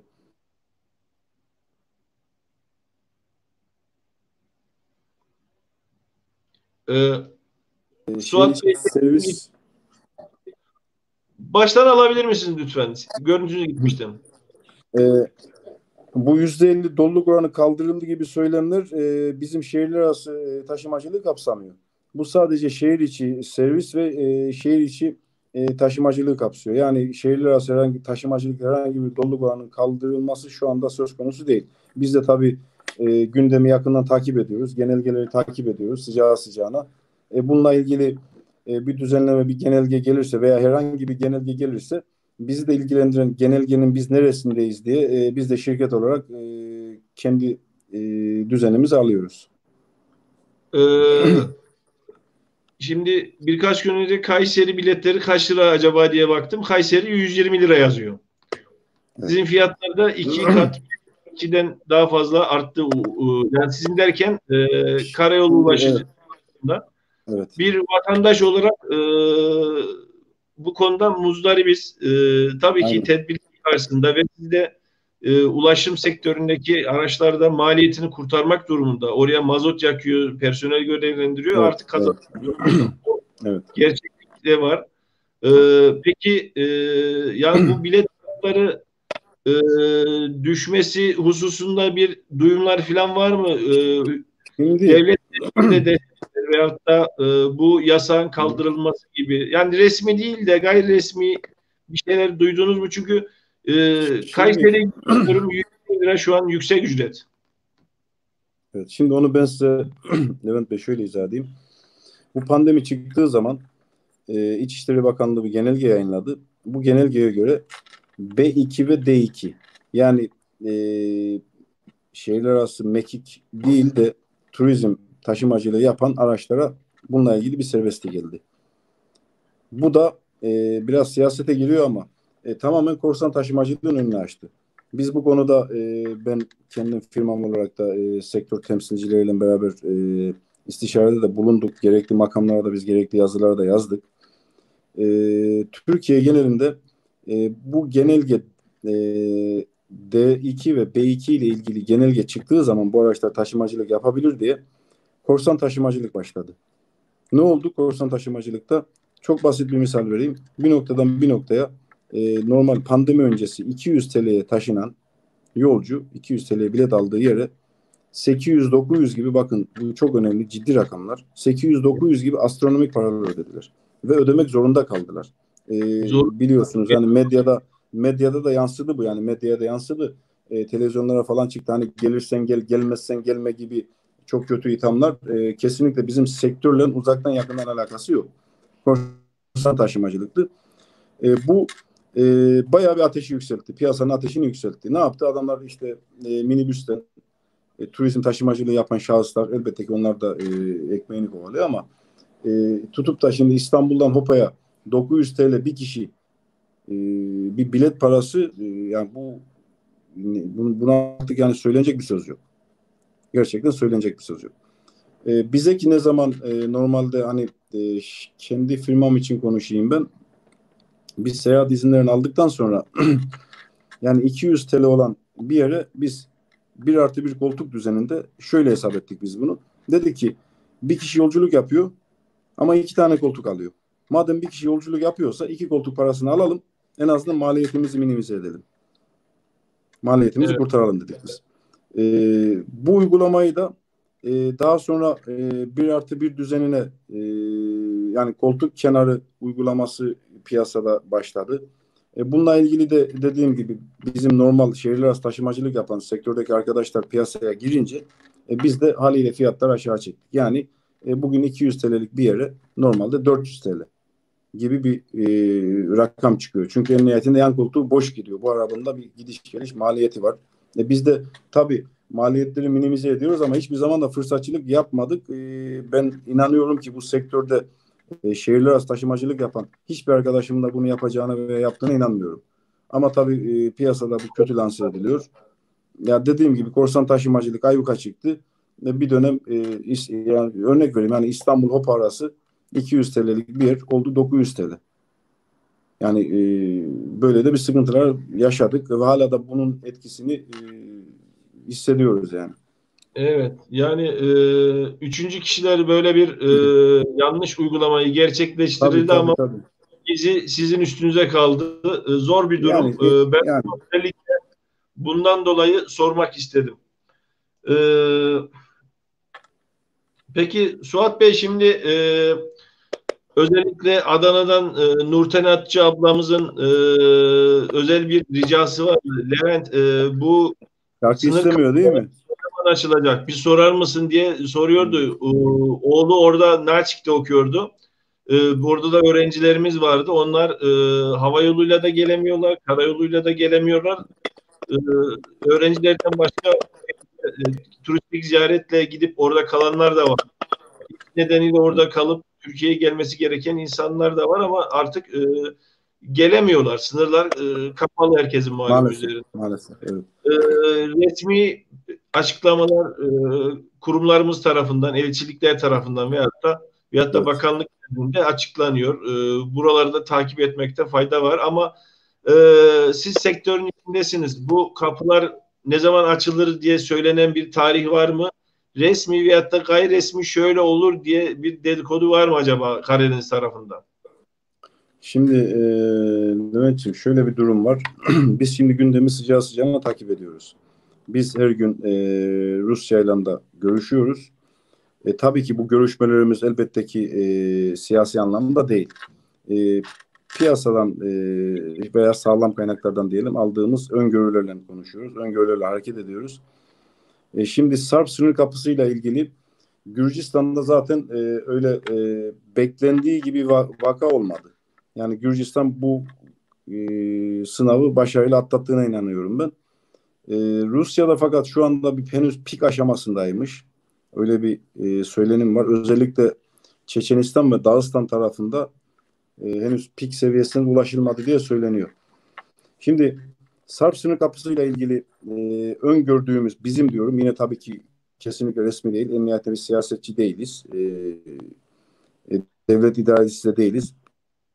Bununla ilgili bir kesin konuşmamız da söz konusu değil ama biz sektörü sulayan bir kişi olarak bizim öngörümüz Sarp sınır kapısı 15 Haziran'da kontrollü geçişleri açılacak diye bir öngörümüz var. Fakat bu kontrollü geçişlerin içeriğini bilemiyoruz. Hani bunun içeriğinde ne var? Yani ne şekilde kontrollü bir geçiş olacak? Araçtan mı olacak veya araçtan indirilmeyecek mi? Veyahut atıyorum sağlık raporu denecek Gürcü makamlarınca bunu bilemiyoruz. Ama şundan %80 yani %80 şundan eminim 1 Temmuz'da yani 15 Haziran olmasa dahi 1 Temmuz'da Sarp sınır kapısının açılacağından ben şahsi kanaatim %80 eminim. Peki Rusya'ya sıra gelince Laz kapısında durum nedir? Rusya Gürcistan kapısında? Pardon, alamadım sesinizi. Rusya, Gürcistan Lars sınır kapısından bir duyum var mı? Tabii, tabii. Şimdi Lars sınır kapısı bir dönem transit geçişlere dahi kapısını kapatmıştı. Şu anda yük geçişleri kontrollü bir şekilde, tırların geçişleri kontrollü bir şekilde yapılmakta. Bununla birlikte bizim öngörümüz, yine diyorum, tabii ki her ülkenin kendi iç işleri, resmi makamları vardır. Fakat biz az önce söylediğim gibi, yani o sektörde çalışan insanlar olarak diyorum, e, bizim öngörümüz de 24 Haziran'da bir Zafer Bayramı var Rusya'da. Evet. Muhtemelen bu 24 Haziran'dan sonra bir resmi bir açıklama bekliyoruz. Yani 24 Haziran'a kadar ben Rusya'nın kapısında bir normalleşme sürecinin olacağına inanmıyorum. Şahsi kanaatim ama. Tabii ki bir saat sonra bir son dakika haberi gelir. Sürpriz olur, ayrı konu, ama benim öngörüm, ki inşallah olsun, hepimiz onu bekliyoruz. Ama benim öngörüm 24 Haziran Zafer Bayramı var Rusya'da. Zafer Bayramı'ndan önce bir gelişme olacağını da pek sanmıyorum. Öyle de bir öngörüm var. Evet. Ee, Yani tezelden bu virüs Türkiye'de olduğu gibi dünyanın diğer noktalarında da Tabii, ortadan tabii, kalkar veya da bir aşı, ilaç, benzer bir şey bulurlar da insanlar bir an önce İnşallah hayat yani. bu şekilde. Tüm temennimiz o yönde. Hani belki resmi prosedür gerektiren veyahut da özel bir soru olduğundan cevaplamayabilirsiniz. Başka sıkıntı durumları var yok bilemiyorum sektörden olmadığım için. Peki şimdi hava yoluyla kurtarma operasyonları, tahliye operasyonları gerçekleştiriliyor. Dünyanın birçok Evet. noktasından uçaklarla bu şekilde gerçekleşti ve zaman zaman da gerçekleştiriliyor diye medyada duyuyoruz. Peki Evet. bu şekilde bir operasyonun gerçekleştirilemedi. Mesela Gürcistan, İran'ın yakın bölgesi, e, efendime söyleyeyim Kafkasya olabilir. Buralardan böyle bir otobüsle kurtarma operasyonları düzenlenebilir mi? Veyahut da öyle bir girişiminiz oldu mu? Veyahut da öyle bir imkan var mı diye aklıma geldi mesela.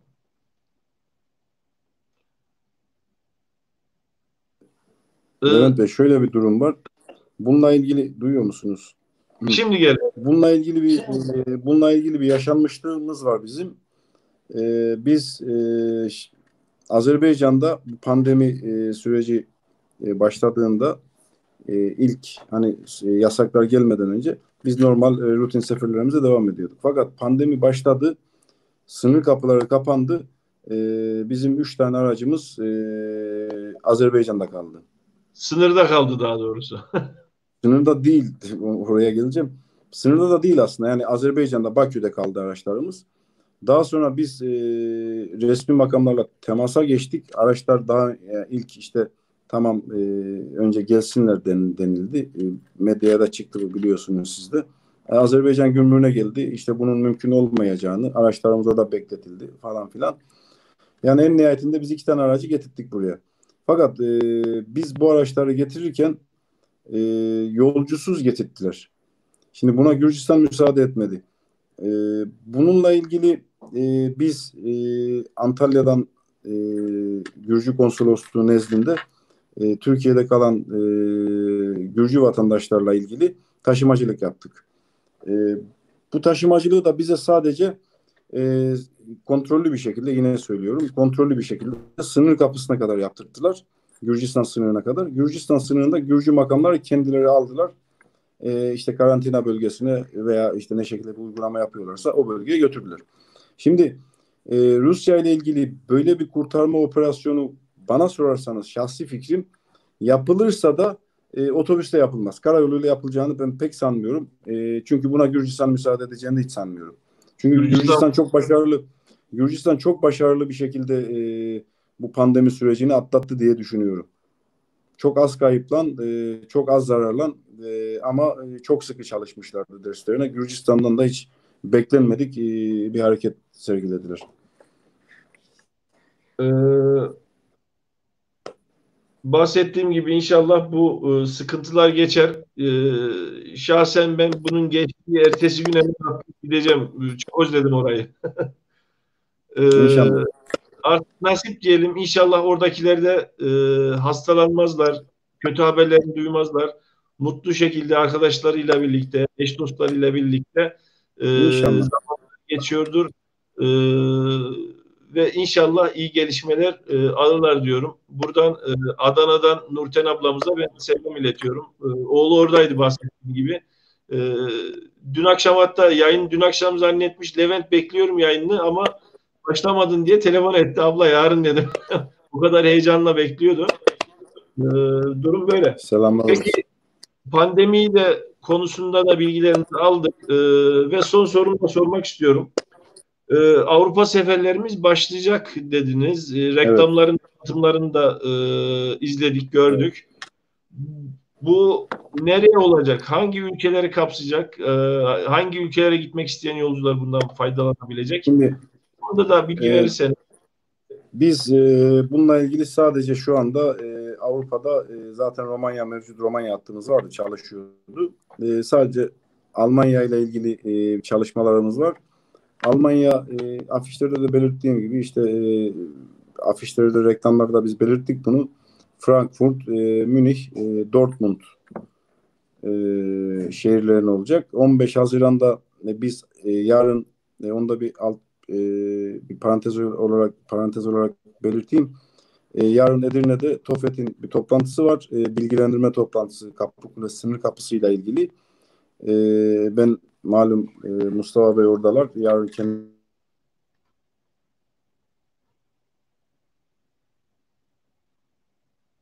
sorunları vardı. İnşallah katılır. Yarınki toplantıya katılamazsa yine şirketimizin yetkili bir arkadaşı göndereceğiz. Biz yarın bu Edirne'deki toplantıdan iyi bir haber çıkacağını düşünüyoruz. 15 Haziran olarak da kendimize Almanya ile ilgili startı vermeyi düşünüyoruz nasıl kısmet olursa. Evet. O ilanları görünce Suat Bey Japonya seferimiz yok mu demiştim. Evet, evet. Biz şimdi biliyorsunuz şirket olarak biraz böyle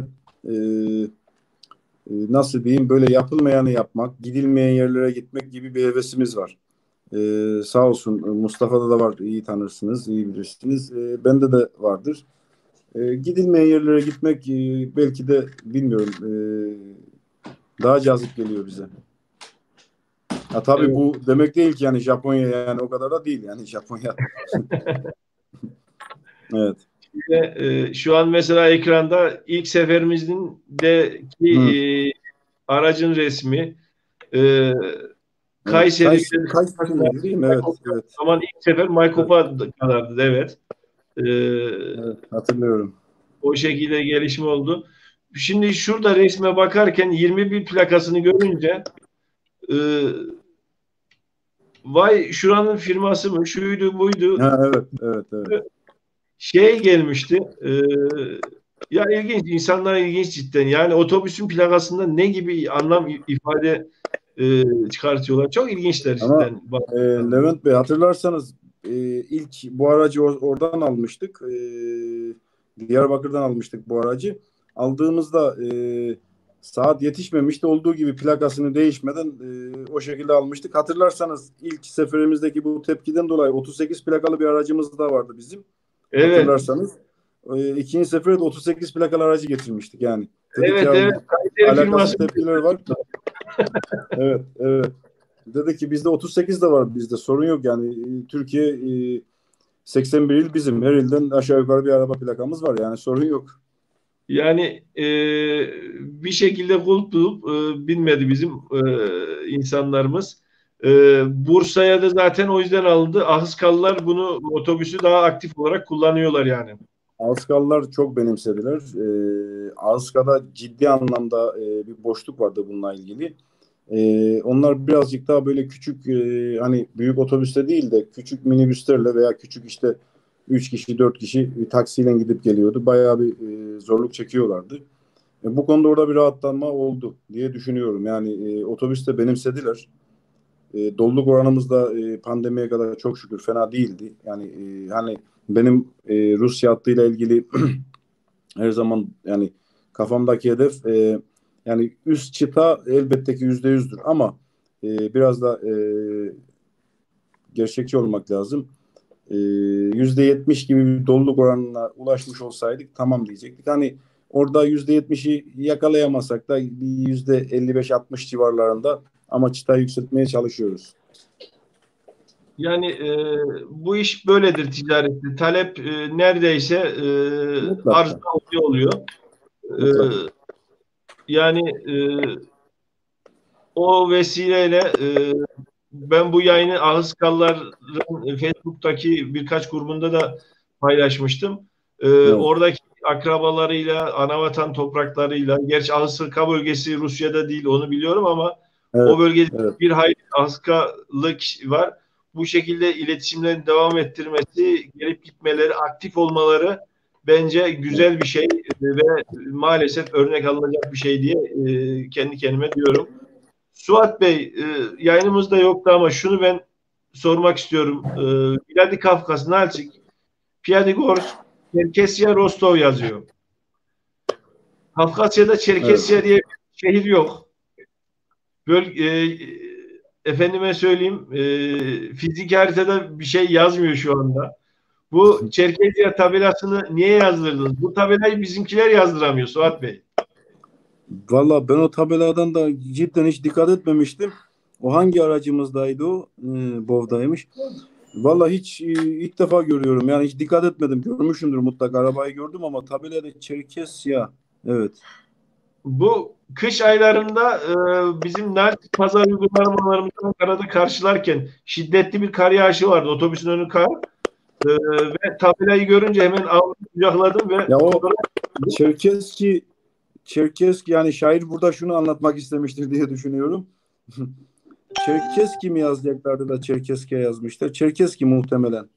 Yok yok Evet, Çerkesya. Şimdi Hayır, hayır. tarih O anlamda demedim. Hani hatırlarsanız biz bununla ilgili ilk Kayseri'den ilk seferimizde de e, öyle bir yanlış yazım olmuştu orada. Bir tabelacıda, bir reklamcıda bir yazı yazdırmıştık. E,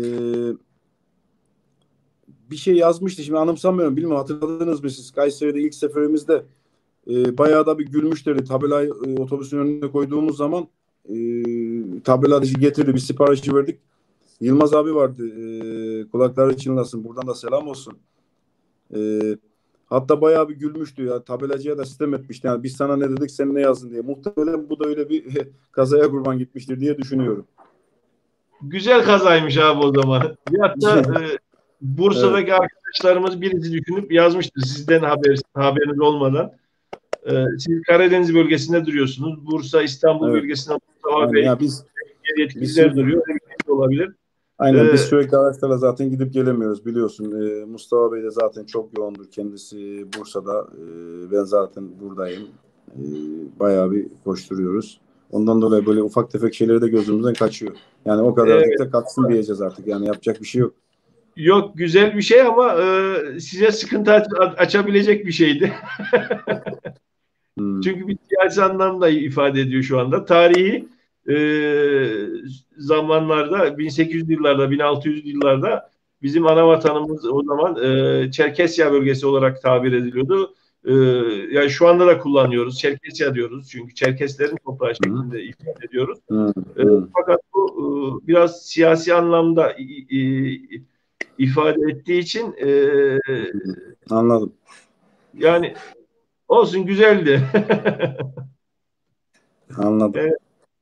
Ee, soru sadece Cemil Görücü'den Kayseri Birleşik Kafkasya Derneği Başkanımız Cemil Bey'den geldi. Tebrik ediyor öncelikle ve Kafkasya için ileride düşünülen toplu geziler var mı? Kayseri pilot bölge olabilir mi diye sormuş. Kayseri zaten ilk başta pilot bölgeydi. Yayınımızda bunu öğrenmiş oldu. E, Geziler her zaman düzenlenilebilir. Bu konuda ben de yardımcı olabilirim izleyenler şey olursa. E, yani gerek ulaşım anlamında gerek geziler anlamında Nalçik'te merkezi bulunan Zeko Turizm ve İstanbul'daki Yamş Turizm aracılığıyla bu tip etkinlikler gerçekleştirildi ve bundan sonra da gerçekleştirilecek inşallah hastalıktan sonra. Mahmut Bey sormuş, Mahmut Tuman Bey. Nalçik Maykop seferleri bu yıl yapılacak mı diyor. Hastalık geçerse inşallah yapılacak dedi Suat Bey. Evet. Ee, Suat Bey, seyircilerimize son olarak paylaşmak istediğiniz hususlar varsa onları da alalım. Yavaş yavaş sonlandıralım yayın istiyorsanız. Levent Bey, izleyen dinleyen herkese teşekkür ediyorum. Bize bu konuda bu seferlerle ilgili destek olan gerek Türkiye'de gerek Rusya'da bunlar bayağı bir kitlenin seyredeceğinden de eminim. Herkese de tüm dostlara da ayrı ayrı teşekkür ediyorum ve selamlarımı iletiyorum. Son kez biz bu konuda biraz yalnız kaldık gibi birazcık da sitem ederek kapatayım. Özellikle bu Nalçık konusunda. İnşallah ilerleyen günlerde bunları telafi ederiz. Hani biz istiyoruz ki oraya bugün İstanbul'a, Ankara'ya, Kayseri'den yani tamam kısa mesafe yakın ama veya Hopa'dan öyle örnek vereyim. İşte Hopa'dan İstanbul, Hopa'dan Antalya'ya yaptığımız seferler gibi her gün gönül ister ki her gün seferler düzenleyelim. Ama tabii bu bildiğiniz gibi arz talep meselesi. Bu konuda destek bekliyoruz. Herkese de çok teşekkür ediyorum. Rusya'daki dostlarımıza da ayrı ayrı selamlarımı, saygılarımı, sevgilerimi iletiyorum. Evet, Rusya dediniz. Ergün Balcı Göksunlu, Nalçik'te ikamet eden Ergün Balcı abimize de selam olsun izliyorsa. Evet. Nalçik'te ikamet ediyor. Bizim Gibi Nalçık şubemiz kendisi. Osetya'da var, Rostov'da var, Saliski'de var Evet. yetkilileriniz. Yani bir şekilde ulaşılacak telefonlar var farklı bölgelerde. Aynen yani ulaşmak isteyenler bize her türlü Rusya'da da Türkiye'de ulaşabilirler. Zaten gerek sosyal medya olsun gerek eş dost vasıtası veya gerek dernekler aracılığıyla da ulaşabilirler. Derneklerdeki hemen hemen herkes de biliyor zaten irtibat numaralarımızı. Evet Suat Bey, yayınımıza katıldığınız için teşekkür ederiz. Buradan Öznuhoğlu ailesine bizlerden selam olsun. İnşallah tez zaman içerisinde hep beraber güle oynaya bu yolları hep beraber kat ederiz diyoruz efendim. İnşallah ben de çok teşekkür ediyorum böyle bir fırsat verdiğiniz için. Hayırlısı diyorum. Hayırlısıyla şu pandemi sürecini ülkemiz ve tüm dünya olarak atlatırız. Kazasız belasız yine aynı şekilde eski günlerimize döneriz. Evet. Yayınımız en fazla 1 saat dedim ama 1 saat 50 dakika olmuş. Bu konuda da hakkını helal et diyorum Suat abi. Sorun yok. Sorun yok kardeşim. Ne demek. İyi akşamlar Suat Bey. Kendinize iyi bakın. Sağ olun. Görüşmek üzere. Hoşçakalın. Sevgili seyircilerimiz, yaklaşık 1,5 saatlik yayınımızda dünyanın birçok noktasına, daha doğrusu İran, Azerbaycan, Gürcistan ve yakın zamanda Almanya'ya seferleri düzenleyen Özneoğlu Turizm yetkilisi Suat Şirin'le birlikte firmaları hakkında bilgi aldık. Ardından Kafkasya seferleri nasıl, niçin gelişti, neler oldu ve hangi yollar izlendi gibi konularda bilgi aldık ve pandemi sürecinde COVID-19'un tüm dünyayı etkilediği bu süreç zarfında yapmış oldukları çalışmalar ve bundan sonra neler olacağına dair öngörülerini sizlerle paylaştık. E, Kendilerine teşekkür ediyoruz. E,